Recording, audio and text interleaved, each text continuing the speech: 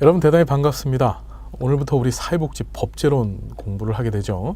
우리 법제론은 3교시, 그러니까 세 번째 과목의 마지막 영역입니다. 쉽게 말씀드리면은 사회복지사 1급 국가고시를 보실 때 맨 마지막으로 보는 그런 영역이죠. 이제 기분을 좌우합니다. 법제론 잘 보고서 시험장에서 나오시면은 합격인 것 같아 라는 생각 드실 텐데, 그렇지 못하면 찜찜하죠. 열심히 좀 공부하셔야 되고, 조금만 노력하시면 좋은 점수 얻을 수 있습니다. 왜냐하면 정형화되어 있는 법조문을 이렇게 잘 기억을 하시면 되기 때문에, 법조문, 우리가 중요하다라고 말씀드린 이 법조문 위주로 해서 이렇게 여러 번 다독하시면 좋은 결과를 얻는데 문제가 없습니다.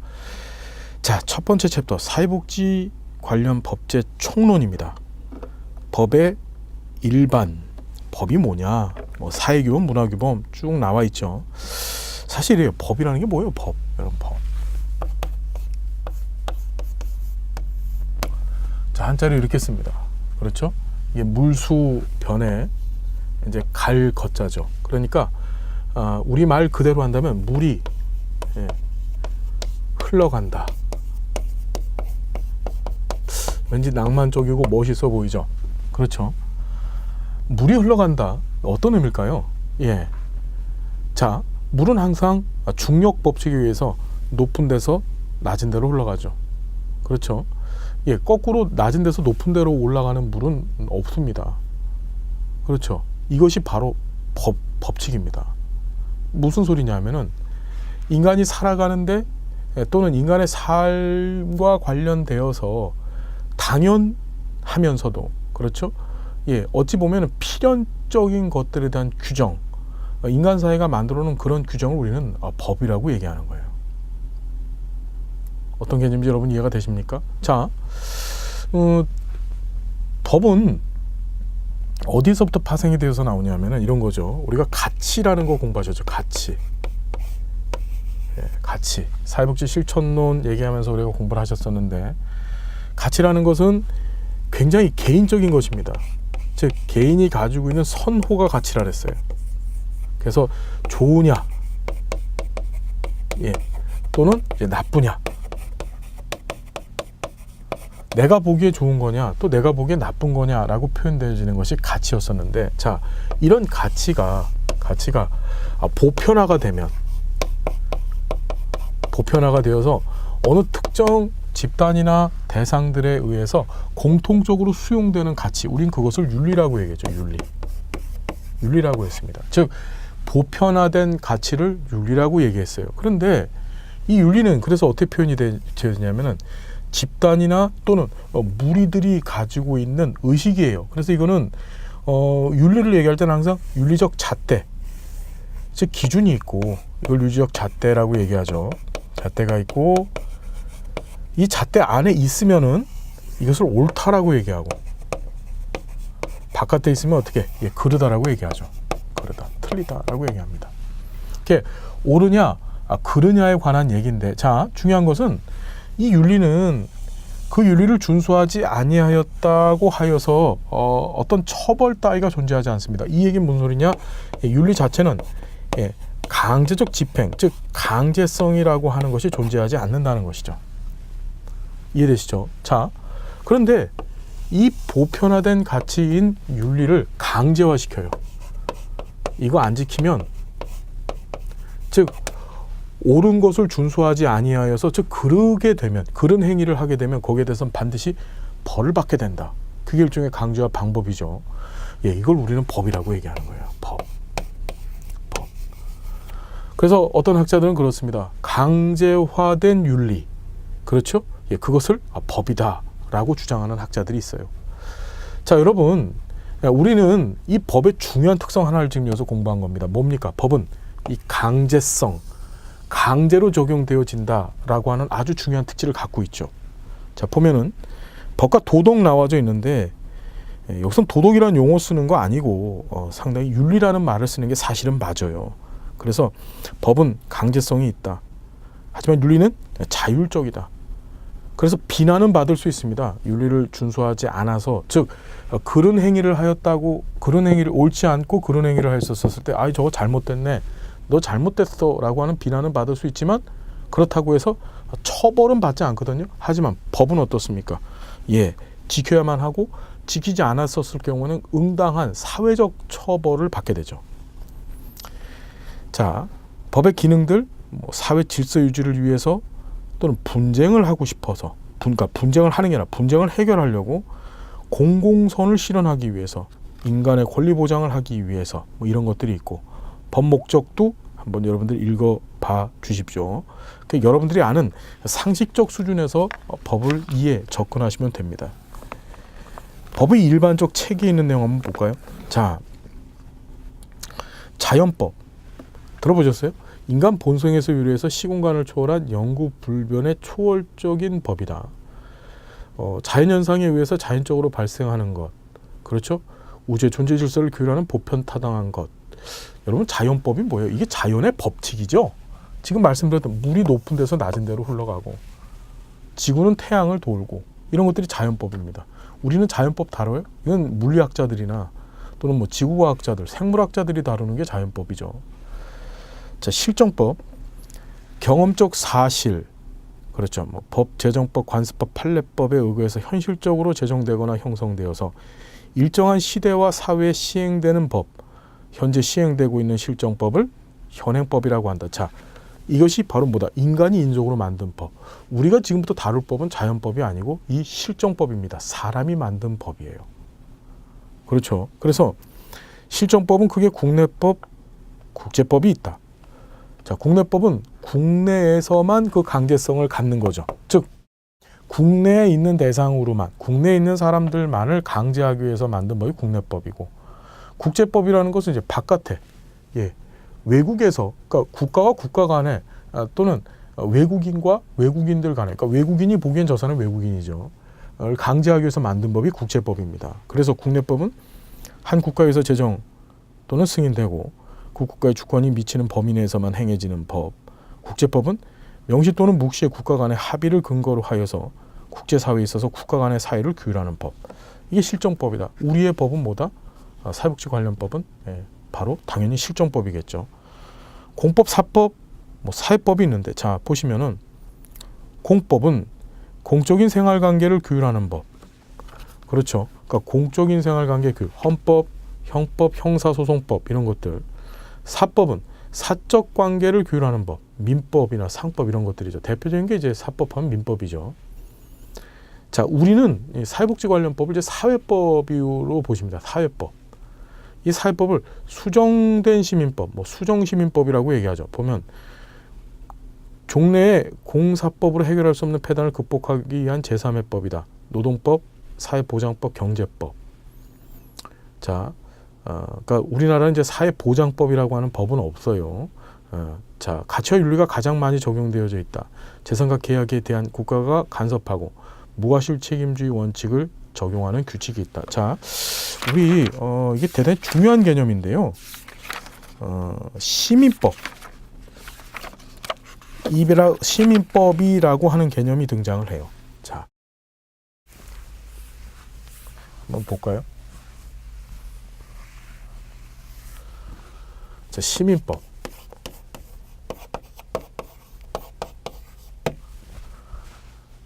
자, 일반적으로 시민법에 3대 원칙이 있는데 그것이 이제 첫 번째가 사유재산. 사유재산은 어떻게? 사유재산에 대한 절대적 권리 행사입니다.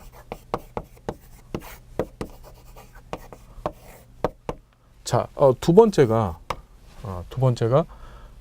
바로 이제 계약 자유의 원칙이죠. 세 번째가 이제 무과실 책임주의입니다. 죄송합니다. 과실 책임주의 원칙이죠.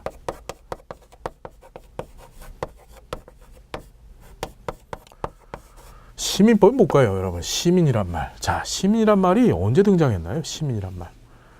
자, 시민이라고 하는 용어가 본격적으로 등장한 것은 여러분 17세기서부터 시작되었던 그 시민혁명이 그 기원입니다. 우리가 세계적으로 이제 3대 시민혁명이 있었죠.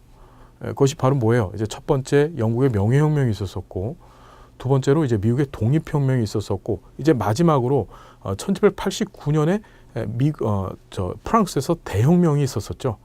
우리가 이 세 가지를 3대 시민혁명이라고 부릅니다. 이 시민혁명은 어떤 일을 했냐면은 당시에 절대 왕정, 그러니까 왕이 신이에요. 그렇죠. 예, 짐이 곧 법인이라. 그렇죠. 유명한 루이 14세 이야기죠. 그렇죠. 내가 법이야. 왕 한 사람이. 그렇죠. 즉 왕 하나가 국민 전체의 주권을 혼자서 소유하고 있는 그런 절대 왕정의 시대였었어요. 그렇죠. 이때 뭐 루소를 비롯한 다양한 계몽주의 사상가들이 등장하고, 계몽주의라는 말은 뭐예요? 이제 깨우친다는 소리죠. 생각을 깨우쳐라. 억압받고 있는 백성들이요, 국민들이요, 왜 왕이 당신들을 지배해야만 하는가? 그 왕과 당신의 차이점이 무엇인가? 그걸 묻습니다. 근본적인 문제를. 왕하고 일반 백성하고 틀린 게 아무것도 없거든요. 같이 밥 먹고, 똑같이 밥도 먹고, 화장실도 가고, 팔다리 다 똑같이 붙어 있어서 같이 생활을 합니다. 같은 하늘 아래서. 왜 그런데 그자한테만 많은 권한이 있고 권력이 있고 당신들한테는 아무 권력이 존재하지 않느냐라고 하는 의문을 제기하죠. 그 계몽주의 하에서 이제 어떤 개념이 뭐가 등장하면 드디어 시민혁명이라는 게 터진 거예요. 이 시민혁명은 이런 절대 왕권제를 붕괴시키는, 그렇죠? 예, 그런 원동력, 그런 일이 됐죠. 시민혁명을 통해서 절대 왕권제는 붕괴되고 초기 민주주의 형태를 띠게 됩니다. 그렇죠. 즉 정치적 부분에 있어서 민주주의 형태를 띠게 된 계기가 바로 이 시민혁명이었었어요. 지금 말씀드린 것처럼 3대 시민혁명이 있었었죠. 근데 중요한 것이 이 시민혁명을 이끌었던 자가 누구냐 이겁니다. 자, 시민혁명의 주도자들은 누구였느냐? 누굴까요? 예, 농부, 어부, 광부 또는 가난한 사람, 이런 사람들이 시민혁명을 이끌었던 것이 아니라 우리가 잘 알고 있는 부르주아들, 즉 뭐냐, 자본가들, 즉 당시에 어떤 정치적 권력은 갖고 있지 않았지만 경제적으로는 굉장히 여유로웠던 자들, 이해되시죠? 예, 이 사람들이 시민혁명을 이끌어요. 무슨 말인지 이해가 되십니까? 자, 그래서 그들이 이 시민혁명 후에, 시민혁명을 통해서 절대왕권을 붕괴시키고 이 자본가들, 돈 많은 사람들이 어떻게 되나요? 정치에 참여를 해서 그들이 만든 법이 이 시민법 체제입니다. 이해되나요? 그러면 자본가들, 돈 많은 사람들한테 유리한 형태로 법을 만들었겠죠. 자, 세 가지 원칙이 등장하는데, 첫 번째, 사유재산에 대해서 절대적 권리를 행사하게 만들었습니다. 즉 뭐냐면 내 거는 내 거예요. 내 재산 누가 건들지 못해요. 국가도 내 재산 건들면 안 돼. 내 땅에다가 내가 마음대로 집 짓고 내 땅에다가 내가 마음대로 하는데 네가 뭐냐. 그렇죠? 내 재산 내 자식한테 물려주고 상속하는데 네가 도대체 뭔데 간섭하냐. 자, 그래서 사유재산에 대해서 절대적 권리를 행사하게 만들었습니다. 자, 그리고 두 번째, 계약자의 원칙입니다. 이 계약이라는 것이 이제 이 자본가와 그 다음에 근로자, 가난한 노동자 사이의 계약이에요. 즉 근로계약으로 생각하시면 됩니다. 그렇죠. 그러면 자본가 입장에서는 어떻게 노동자한테 적은 비용을 주고 싸게 이 사람을 부려먹으려고 할 거 아니에요. 그렇죠? 당시에 노동자는 수만이 많았습니다. 많았어요. 일을 해야만 먹고 살았고, 하지만 일자리는 적었거든요. 절대적으로 모든 권한이 자본가한테 유리했던 시대에서 노동자는 자신의 노동력을 정말 헐값에 이 자본가한테 팔죠. 그렇죠. 너무나 헐값에, 너무나 보잘것없이 노동력을 팔고 자본가에게 귀속돼서 그게 의지해서 사는 삶을 사는 거예요. 그러니까 자본가는 적게 싸게 사들인 노동력을 가지고서 어떻게, 그걸 가지고 자신의 자본을 계속 부풀리죠. 그래서 이것이 일종의 이 계약자의 원칙이 빈익분 부익부 현상을 더욱더 강력하게 만든 동기가 됐어요. 세 번째, 과실 책임주의 원칙이라는 것이 이 시민법의 또 특성인데, 이 과실 책임주의는 뭐냐면 네가 잘못했으면 네가 책임을 져야 되는 겁니다. 노동자가 네가 일을 하다가 네 다리를 다쳤어요. 네 다리를 다쳤어. 그렇죠? 예, 그러면은 예, 물론 기업, 그러니까 자본가를 위해서 노동자가 일을 하다 다쳤지만, 자본가의 이익을 위해서 다쳤지만, 다치게 된 원인이 너한테 있기 때문에, 노동자 자신한테 있기 때문에 노동자 스스로 그 다친 문제를 해결해야 되는 거예요. 그러니까 과실한 자가 거기에 대한 책임을 져야 되는데, 그 책임은 전부 다 누가? 약자인 노동자가 질 수밖에 없었었죠. 자, 이것이 바뀌어지게 됩니다. 그것이 바로 수정시민법이라는 거예요. 여러분 꼭 기억하셔야 될 게, 우리 사회복지관련법, 우리가 앞으로 지금부터 쭉 공부할 법들이 전부 이 수정시민법입니다. 이 수정시민법을 우리는 다른 말로 사회법이라 해요. 사회법. 이 사회법의 핵심은 공정입니다. 공정 또는 정의예요. 자, 사유재산에 대한 권리를 절대적으로 인정하느냐? 그렇지 않다는 거죠. 국가가 여기에 개입합니다. 네 재산 네 거지만, 네 거라고 생각하지만 아니다. 네가 소유는 할 수 있지만 그것이 절대적으로 네 거라고 얘기하지 않는다. 즉 국가가 어떻게 돼요? 이 사유재산에 대해서 뭘 합니까? 간섭해요. 국가가 뭘 한다고요? 사유재산에 대한 간섭을 합니다. 재산이 많으면 거기다 세금을 먹이고요. 상속, 증여 마음대로 못합니다. 세금을 매기고요. 그렇죠? 내 마음대로 내 땅에다 집 막 못 짓습니다. 그렇죠? 어느 비율만큼만 지을 수 있고, 질 때도 또 세금을 내야 되는 겁니다. 자, 두 번째, 계약 자유의 원칙이 아니라 계약 자유 원칙이 바뀌죠. 어떻게? 계약에 대해서 국가가 또 어떻게 간섭합니다.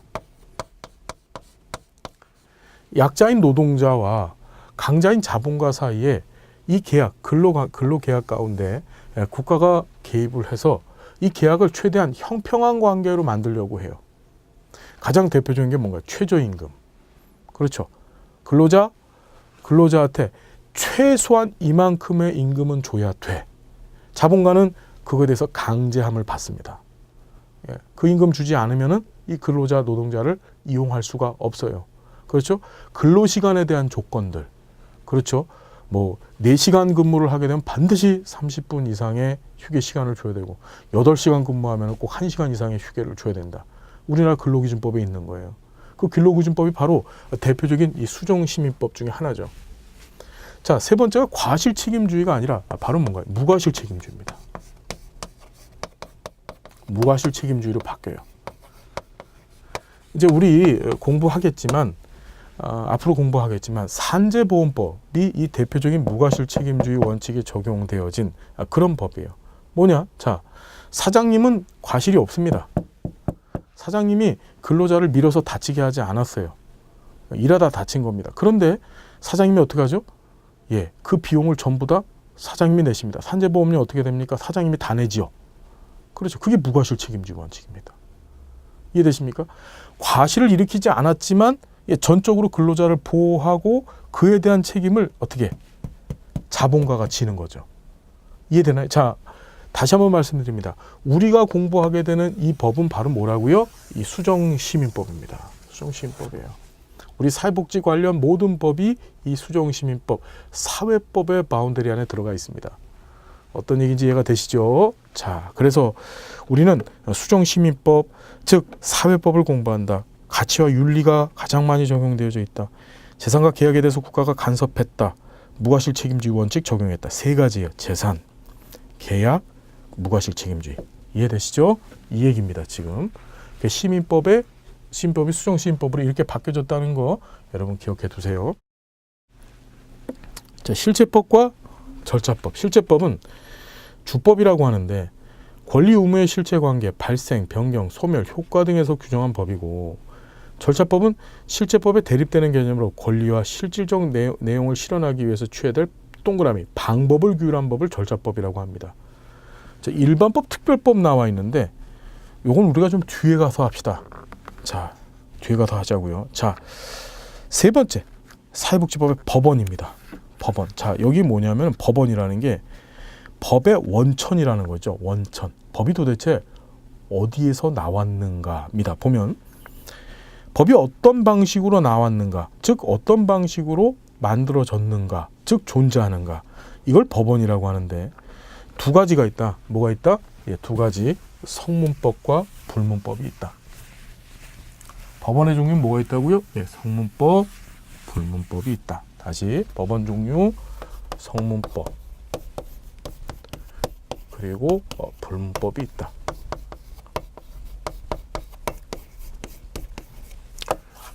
자, 알고 계실 겁니다. 자, 보면 자, 사회복지법의 법원이란 사회복지와 관련돼서 그 급여의 내용, 서비스를 제공하기 위한 조직과 관리, 감독의 기준이 법률 등에서 어떤 형식으로 표현되는가 하는 것을 말하는 것으로서 사회복지법의 원천, 존재 양식, 형태, 이걸 법원이라고 하더라. 자, 성문법. 자, 여기 지금 성문법, 불문법에 대한 설명이 나와져 있지 않은데 말 그대로입니다.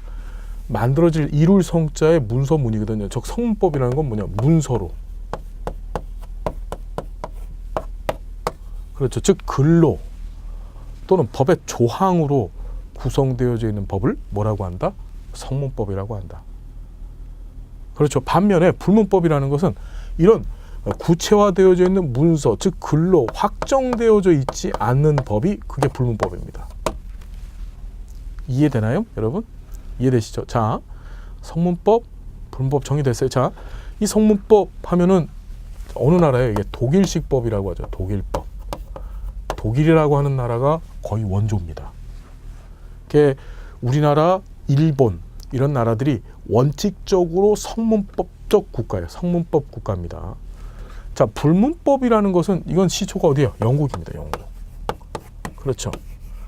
네, 그렇죠. 영국이죠. 그렇죠. 그래서 보통 불문법을 영미법이라고 얘기하는데 영국에서 시발하여서 즉 시작하여서 이제 미국까지 이런 나라들이 이제 불문법 국가입니다. 문서화되어져 있는 법조문이 없어요. 자, 무슨 소리냐? 자, 이제 성문법을 볼 건데 성문법은 예, 법의 위계에 따라서 즉 법의 높고 낮음에 따라서 몇 가지 단계로 구성되어져 있습니다. 자, 성문법은 어떻게 구성되어 있냐면 맨 위에 헌법이 있고 밑에 법률이 있습니다. 그 다음에 명령이 있고 예, 조례가 있고 예, 규칙이 있습니다. 이게 법이에요. 다시 헌법, 법률, 명령, 조례, 규칙 외워볼까요? 시작. 헌법, 법률, 명령, 조례, 규칙. 자, 헌법은 이 전체 법, 이걸 우리가 법이라고 얘기하는데 법의 위계 가운데 가장 높은 데 있습니다. 헌법이 무슨 뜻이에요? 이 헌자가 법헌자고요. 이게 법법자입니다. 그러니까 헌법 자체를 얘기하면 법 중에 법이란 뜻이죠. 법 중에 법. 그렇죠. 즉 가장 높은 데 있는 법이란 뜻이에요. 보면 국가 국민 간의 권리와 의무를 규정하고 있는 기본법. 뭐 기본법이라고 얘기하면 그렇고 법 중에 법이다. 자, 국가의 최상위법이다. 국가의 기본 조직, 통치작용, 국민의 기본권 등이 이 법 안에 있고 헌법 규정은 사회복지 관련 하위 법규의 존립 근거인 동시에 재판의 규범으로서의 효력도 갖는다. 그러니까 헌법을 통하여서 밑에 있는 법률이나 명령, 조례, 규칙이 존재를 하고 동시에 헌법을 가지고서도 재판할 수 있습니다. 재판이라는 행위가 뭐죠, 여러분? 재판? 옳으냐, 그르냐, 그렇죠? 이것이 옳으냐 또는 그르냐에 대한 판단을 인간이, 그렇죠, 법원에서 하는 거죠. 그 재판입니다. 재판은 옳고 그름을 가려주는 행위예요. 그렇죠. 자, 그래서 보면 헌법도 재판을 해요. 우리나라 헌법 재판소가 있죠. 그러니까 헌법 인형과 가치에 빗대어서 이게 옳은 거냐, 그른 거냐 재판을 합니다. 헌법 조문에 재판 관련된 규정들이 있어요. 1919년에 독일 바이마르 공화국이 헌법 제 151조에서 자, 밑줄 긋습니다. 생존권적 기본권. 뭐요? 생존권적 기본권. 자, 우리는요. 자, 기본권이라는 얘기를 이제 계속 공부할 건데 일반적 의미에서 국가가 침해할 수 없는 국민의 권리를 기본권이라고 얘기하는 거예요. 일반적 관점에서는 침해할 수가 없습니다. 그건 이건 국민이 갖고 있는 절대적 권리에 해당해요. 뭐 기본권을 제한할 수는 있어요. 우리나라 헌법 37조죠. 거기서는 기본권 제한의 사유로 이제 공공복리, 질서유지, 국가안전 보장 이런 세 가지 조건을 달았는데 제한은 할 수 있지만 원칙적으로는 국가가 그 기본권을 침해하거나 막을 수가 없어요. 그게 권리인데 그 기본권 가운데서 우리 사회복지와 관련되어져 있는 기본권을 우리는 생존권이라고 얘기하는 거예요. 생존권. 무슨 권? 생존권.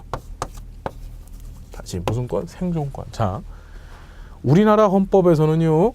헌법 제34조. 여러분 몇 조예요, 여러분? 예, 헌법 제34조. 우리나라 헌법입니다. 그래서 시험에 이 34조가 맨날 나와요. 이 헌법 34조에서 생존권을 규정하고 있습니다.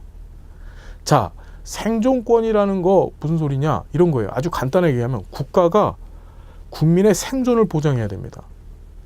국가가 국민의 생존을 보장한다는 소리는 다시 얘기하면 뭐죠?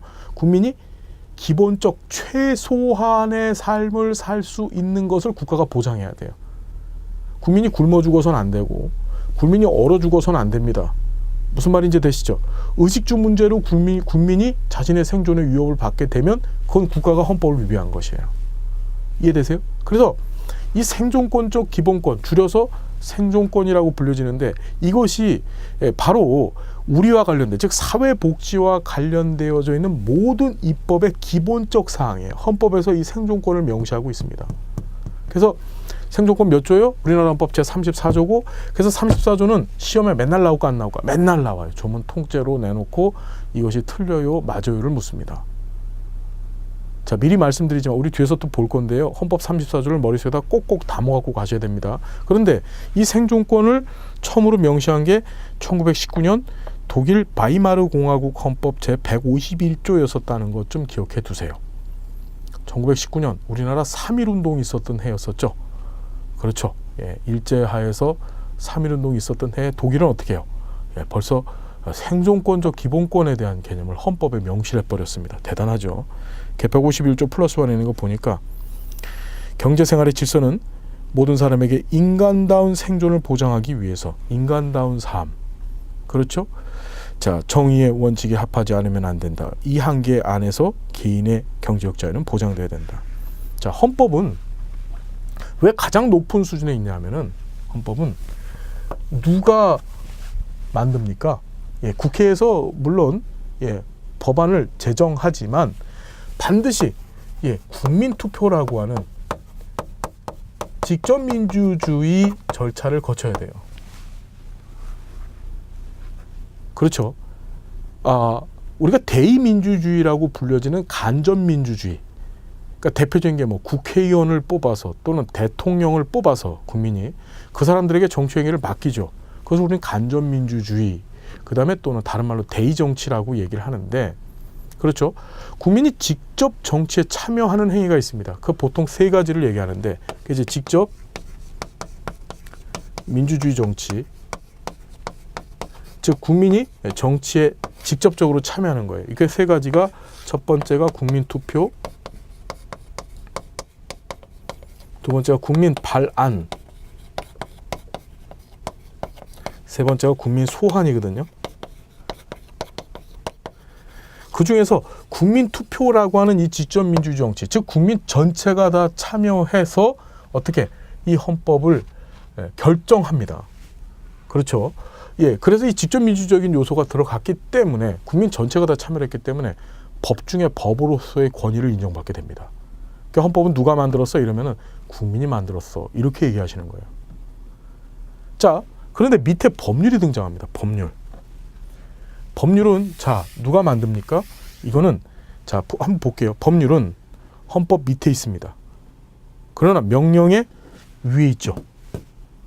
그래서 누가 국회의 의결을 거쳐서, 누가 의결한다? 국회가 의결하고 대통령이 서명하고 거기에 공포를 하는 거예요. 여러분, 국회는 법을 의결하는 곳이고, 그리고 대통령은 행정부의 수반으로서 그 법을 집행하는 자죠. 그래서 법률은요, 다시 한번 국회에서 의결하고 공포는 누가 합니까? 예, 대통령이 공포해요. 나 이렇게 하겠습니다 라고 대통령이 공포합니다. 보면 우리나라 헌법 52조에서는 국회의원과 정부가 법률안을 제출할 수 있다고 명시되어 있다. 이거 꼭 좀 기억합시다.